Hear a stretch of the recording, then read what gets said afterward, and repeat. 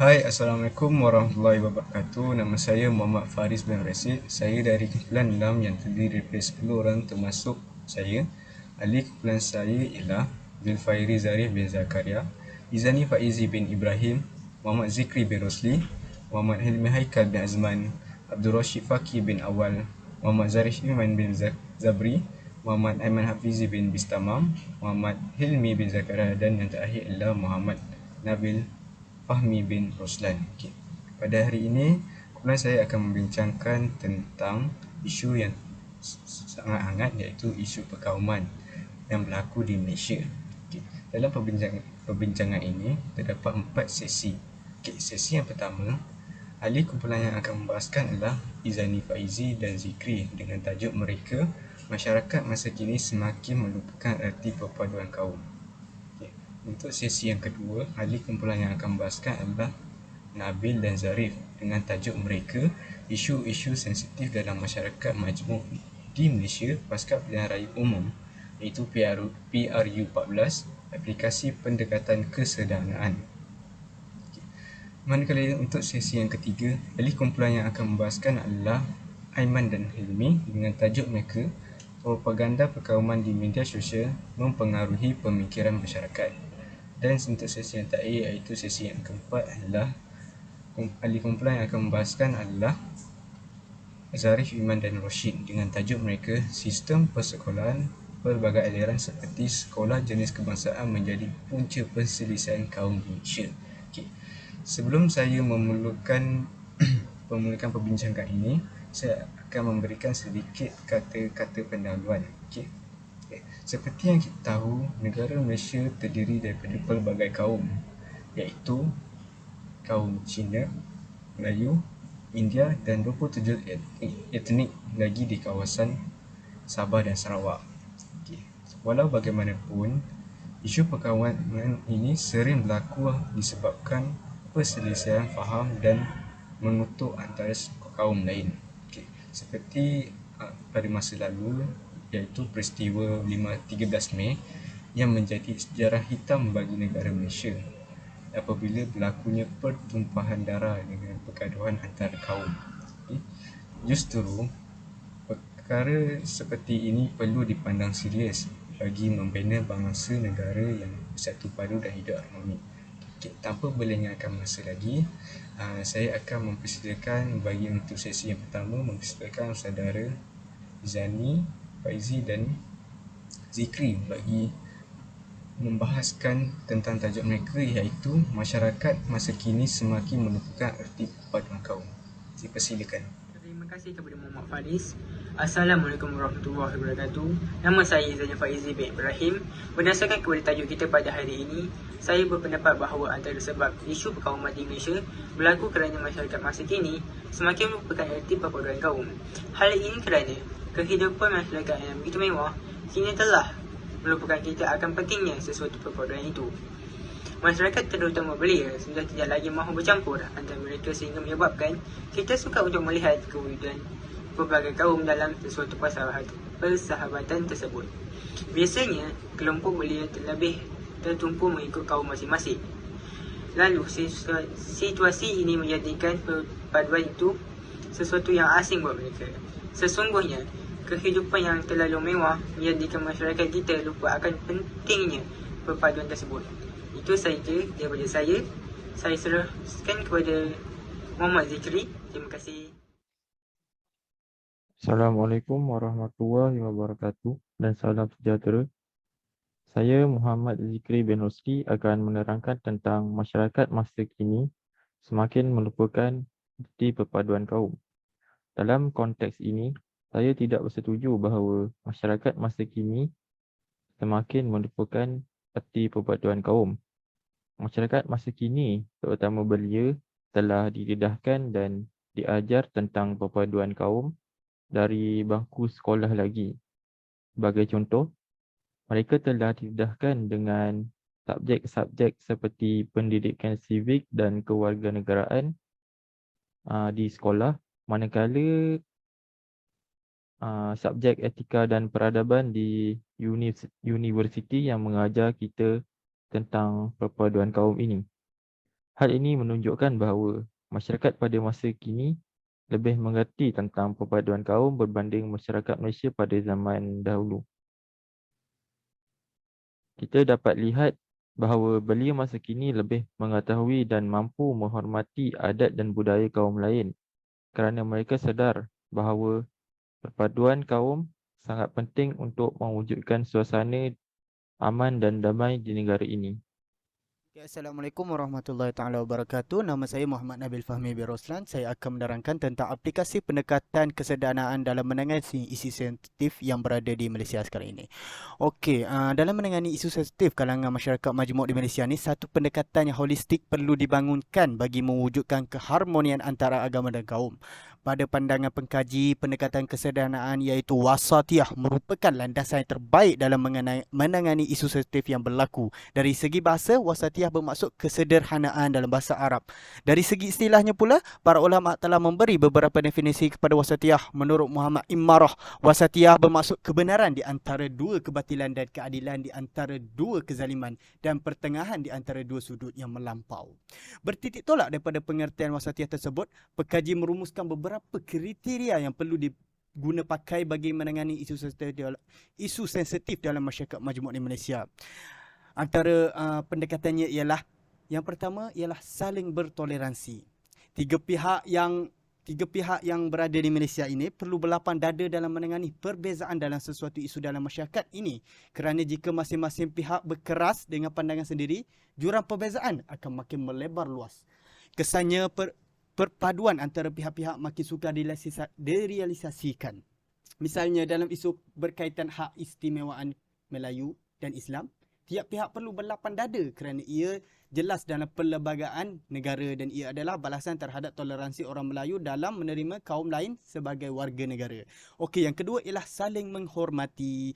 Dalam berinteraksi dan mengemukakan pandangan masing-masing, tiga pihak perlu menghormati antara satu sama lain. Ini kerana tiap agama dan kaum ada batasan masing-masing yang perlu dijaga. Tiga pihak ini dilarang daripada menghina, mencemooh dan mempermainkan agama lain. Jika isu sensitif yang timbul melibatkan kepercayaan agama dan stereotip kaum lain, ia perlu dielakkan dari campur tangan bagi menjaga keharmonian bersama. Misalnya dalam isu melibatkan pakaian hitam Muslim atau aurat dan juga perilaku menyimpang yang dilarang agama, ia merupakan isu yang melibatkan urusan orang Islam. Justru orang bukan Islam tidak wajar untuk mencampurinya. Okey, yang ketiga ialah saling bantu-membantu. Dalam kehidupan masyarakat majmuk, tiga pihak tanpa mengira kepercayaan agama dan kaum perlu saling bantu-membantu dalam perkara kebaikan dan bersama mengatasi perkara yang boleh mendatangkan keburukan. Sekiranya isu sensitif timbul boleh mengancam kesatuan dan perpaduan, tiga pihak perlu bekerjasama untuk menanganinya, bukan bersikap pentingkan diri dan blok masing-masing. Okey, yang terakhir ialah saling berdialog dan berbincang. Dalam komunikasi masyarakat multicultural iaitu dan multi-religious, dialog merupakan solusi yang efektif bagi menangani isu sensitif yang timbul dalam masyarakat. Dialog penting dalam menyuburkan persefahaman antara pihak dan mengelakkan perselisihan faham antara pihak-pihak. Tanpa dialog, komunikasi antara pihak akan menjadi pasif dan mendorong kepada timbulnya prejudis dan prasangka antara kaum dan agama. Okey, berdasarkan pendekatan tersebut kan, keseimbangan dalam masyarakat dapat dibentuk di samping keharmonian antara agama dan kaum dapat disuburkan dengan baik. Malah isu sensitif juga dapat ditangani dengan berkesan sekiranya tiap anggota masyarakat tanpa mengambil kira agama, perbezaan kaum dan juga gender kembali kepada asas pembentukan perlembagaan negara dan saling menghormati antara satu sama lain. Terima kasih dari saya. Assalamualaikum. Assalamualaikum warahmatullahi wabarakatuh. Nama saya Zulfari Zahri bin Zakaria. Nama matrik CF200187. Jadi, dalam peralihan kerajaan yang lama ke kerajaan baru, isu-isu kaum dan agama masih lagi menjadi provokasi pihak-pihak dalam menuntut hak dan kesamarataan antara kaum, agama dan gender.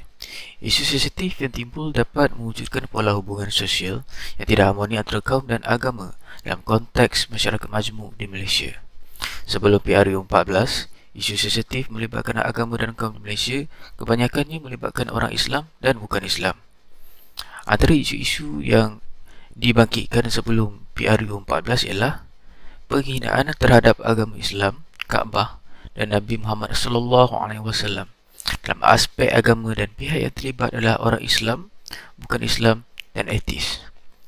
Yang seterusnya adalah kalimah Allah yang melibatkan aspek agama, yang pihak yang terlibat adalah orang Islam dan Kristian. Bible dalam bahasa Malaysia juga menjadi isu, dan pihak yang terlibat adalah orang Islam dan Kristian. Dan seterusnya adalah isu yang melibatkan pihak-pihak orang Islam dan agama lain dalam aspek agama. Antaranya adalah hak penjagaan anak-anak, murtad ataupun keluar Islam, tuntutan mayat mu'alaf, hudud ataupun rang Undang-Undang 355, azan dan tarhim menggunakan speaker, bau anjing di dalam troli, pesta arak atau kita panggil Oktoberfest, dan dobi mesra pengguna Islam. Sedangkan isu sensitif pasca PRU14 lebih kompleks kerana melibatkan isu agama, bahasa dan ekonomi.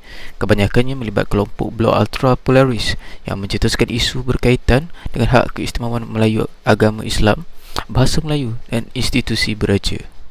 Antara isu pasca PRU14 adalah status Islam sebagai agama rasmi persekutuan, mencabar hak keistimewaan Melayu dalam perlembagaan, mempersoalkan kedudukan institusi beraja, mempertikai fungsi institusi Islam seperti JAKIM dan menstrukturkan semula agensi Islam, mencabar kedudukan bahasa Melayu sebagai bahasa kebangsaan, teks edaran dalam bahasa Mandarin dan Tamil, membuka marah kepada Bukan Bumi Putra, menghidangkan menu berasaskan khinzir kepada wartawan, pengiktirafan UEC, skandal 1MDB, menuntut supaya Universiti Teknologi Mara ataupun UiTM supaya dibuka untuk semua kaum LGBT. Secara umumnya, pelbagai hak istimewa orang Melayu dipersoalkan oleh kumpulan ultra polaris, di antaranya isu kedudukan Islam sebagai agama rasmi, bahasa Melayu, peranan institusi belajar dan hak keistimewaan Melayu. Ini kerana bagi mereka peruntukan tersebut tidak adil. Hakikatnya, tuntutan ini bukan suatu isu yang baru. Sebelum ini, ia diperjuangkan oleh kaum-kaum tertentu. Tuntasnya, berdasarkan isu sensitif tersebut, isu menunjukkan sikap yang ekstrim dan pendekatan provokatif dalam mengambil kesempatan dan menangguk di air keruh demi perjuangan di pasca PRU14. Sikap ini amat berbahaya dan menjadi ancaman kepada keutuhan terhadap hubungan antara agama dan kaum dalam masyarakat majmuk di Malaysia. Hal ini disebabkan bagi masyarakat Melayu, persoalan adat, budaya, bahasa, institusi beraja dan agama Islam merupakan unsur yang sensitif kerana ia melibatkan maruah dan kedaulatan bangsa. Sehubungan dengan itu, bagi menjaga keharmonian bersama, tiap pihak perlu menekankan kepada pendekatan kesederhanaan ataupun wasatiyah dalam pola interaksi antara satu sama lain, khususnya bagi menangani isu sensitif yang ditimbulkan oleh pihak-pihak berkepentingan. Sekian, terima kasih. Assalamualaikum, saya Hilmi. Propaganda perkauman di media sosial mempengaruhi pemikiran masyarakat kita. Adakah Saudara Hilmi bersetuju dengan pernyataan ini? Saya bersetuju dengan pendapat ini kerana melalui media sosial, segala bentuk idea dan pemikiran mampu mempengaruhi corak pandangan, gaya hidup serta norma seseorang masyarakat. Namun, pemikiran yang pelbagai memerlukan kematangan berfikir secara dan serta keupayaan menapis perkara yang baik dan buruk. Benar atau palsu sesuatu perkara perlu ditapis dengan berhati-hati. Tambah buruk, isu sensitif itu dipolitikkan dan dijadikan alat propaganda tanpa mempedulikan kesan buruk terhadap masyarakat dan negara. Sifat penggunaan media sosial yang kurang matang ini menggambarkan proses sosialisasi negara kita belum mencapai tahap kematangan yang memuaskan. Antara punca ketidakmatangan yang sering berlaku ialah sikap dan pemikiran penggunanya yang berbeza, menampakkan bahawa kebertanggungjawaban terhadap membina naratif nasional yang masih rendah. Apakah pendapat anda tentang perkara ini? Bagi pandangan saya pula, saya tidak setuju kerana propaganda ini mempengaruhi pemikiran masyarakat kita hari ini, kerana saya berpendapat bahawa sebahagian ataupun lebih sebahagian daripada pengguna media sosial ialah orang yang lebih dewasa ataupun kanak-kanak yang bawah 18 tahun tidak separuh daripada pengguna sosial. Jadi untuk menyatakan kematangan seseorang itu perlulah berdasarkan umur pada umumnya. Jadi dengan pernyataan saya tersebut, sebahagian daripada pengguna media sosial akan memikirkan satu informasi yang dapat daripada media sosial tersebut. Jadi seterusnya, apakah pendapat anda tentang kebebasan bersuara mengenai propaganda perkauman ini? Okey. Tentang kebebasan bersuara, kita perlu menggunakan kebebasan bersuara di media sosial secara baik. Kita perlu sebarkan kebaikan, luahkan pandangan atau kritikan secara konstruktif atau membina. Pemimpin politik atau pemimpin kerajaan harus bertanggungjawab dalam perkara ini, kerana suara pemimpin kerajaan perlu sampai menjadikan rakyat tidak perlu menjadikan sampai rakyat keliru dan kebingungan kerana sikap hipokrit yang diamalkan. Jangan sampai rakyat mempersoalkan bahawa ini suara kerajaan atau suara golongan anti nasional. Bagi pendapat anda? Bagi pendapat saya pula, kebebasan bersuara tidak mempengaruh sifat ataupun perkauman di Malaysia, kerana seperti yang kita tahu, kebebasan bersuara adalah satu elemen penting untuk menyatakan pandangan seseorang ataupun perbincangan antara seseorang rakyat kepada menteri. Jadi jika dihalang untuk kebebasan bersuara ini, ia akan menjadikan satu negara yang tidak berdemokrasi ataupun satu kerajaan yang hanya mendengar dari orang bawahan tanpa mendengar rakyat marahan kita sendiri. Jadi setakat itulah sahaja perbincangan kita hari ini. Terima kasih. Sama-sama. Assalamualaikum warahmatullahi wabarakatuh. Nama saya ialah Abdul Rashid dan nombor metrik saya ialah AF2072. Seperti pernyataan berikut, sistem persekolahan berbagai aliran seperti sekolah jenis kebangsaan menjadi punca perselisihan kaum di Malaysia. Saya bersetuju dengan pernyataan berikut. Hal ini adalah disebabkan oleh dua perkara. Yang pertama ialah seperti yang kita tahu, sekolah jenis kebangsaan menggunakan bahasa ibunda sebagai bahasa ibunda mereka sebagai bahasa perantaran, iaitu bahasa Mandarin dan bahasa Tamil. Hal ini akan membantukan lagi usaha dalam memartabatkan bahasa Melayu sebagai bahasa ibunda negara Malaysia. Yang kedua ialah seperti yang kita tahu, negara Malaysia mempunyai pelbagai kaum dan bangsa. Oleh itu, sikap perpaduan haruslah dipupuk semenjak daripada sekolah lagi. Hal ini dapat dilihat sebagai sekolah jenis kebangsaan dilihat akan menjadi sebagai satu penghalang dalam dalam menjadikan lagi perpaduan di antara pelbagai kaum di negara Malaysia. Sekian saja daripada saya. Terima kasih. Assalamualaikum, nama saya Muhammad Zarif Iman. Saya akan membincangkan tentang tajuk ini, iaitu sistem persekolahan pelbagai aliran seperti sekolah jenis kebangsaan Cina ataupun India menjadi punca perselisihan kaum di Malaysia. Pada pendapat saya tidak bersetuju dengan kenyataan ini kerana kita boleh lihat bahawa sekolah kebangsaan jenis ini seperti sekolah kebangsaan jenis Cina maupun jenis India boleh disertai oleh setiap bangsa. Contohnya, murid Melayu boleh menyertai sekolah seperti ini. Dengan ini, murid-murid dari bangsa lain, contohnya bangsa Melayu, boleh menyertai sekolah di situ. Hal ini dapat memberikan mereka untuk belajar tentang bahasa-bahasa bangsa lain seperti bahasa Mandarin dan juga Tamil. Oleh itu, para murid dapat mendekatkan lagi silaturahim antara murid lain yang berlainan bangsa. Contohnya, apabila seseorang yang berbangsa Melayu itu dapat bertutur kata seperti dan juga memahami bahasa Mandarin, itu dapat merapatkan lagi hubungan antara kaum apabila mereka faham antara satu sama lain. Itu sahaja daripada saya. Terima kasih. Assalamualaikum warahmatullahi wabarakatuh. Nama saya Muhammad Helmi Haikal bin Azman dari grup 6, Seksyen 9 Penghayatan Etika dan Peradaban, ingin menerangkan tentang kesimpulan grup kami. Kesimpulannya, sebagaimana pentingnya ekonomi, begitu jugalah pentingnya perpaduan. Kerana di Malaysia, jika ekonomi jatuh, malah perpaduan juga ikut sama jatuh. Mengambil contoh peperangan Amerika Syarikat Iran, isu Kashmir melibatkan India, Pakistan dan Rohingya di Myanmar. Ramlah menegaskan, tragedi boleh berlaku seandainya sentimen kaum, agama diapi-apikan.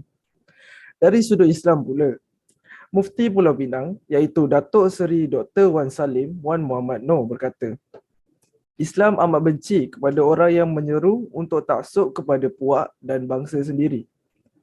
Tegas beliau, sesiapa yang berjuang ke arah perkauman sempit, menyeru kepadanya lalu mati dalam keadaan demikian, maka dia dianggap mati sebagai seorang jahiliah.